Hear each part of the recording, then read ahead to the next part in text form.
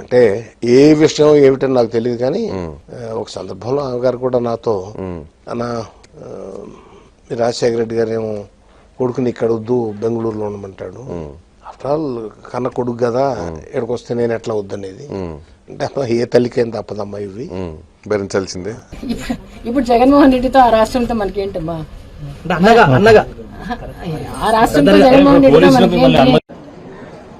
ఇలాంటి అన్న ఉంటే ఇక శత్రువులు అనవసరం. అన్న అన్న పదానికి కలంకం ఈరోజు జగన్మోహన్ రెడ్డి గారు. ఇంతకంటే మీకేం చెప్పలేం.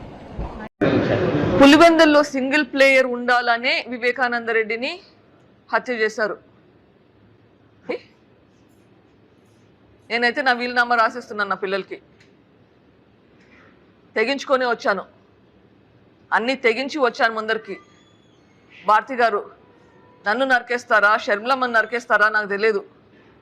సింగిల్ ప్లేయర్గా ఉండాలంటే అదొకటే పాసిబిలిటీ.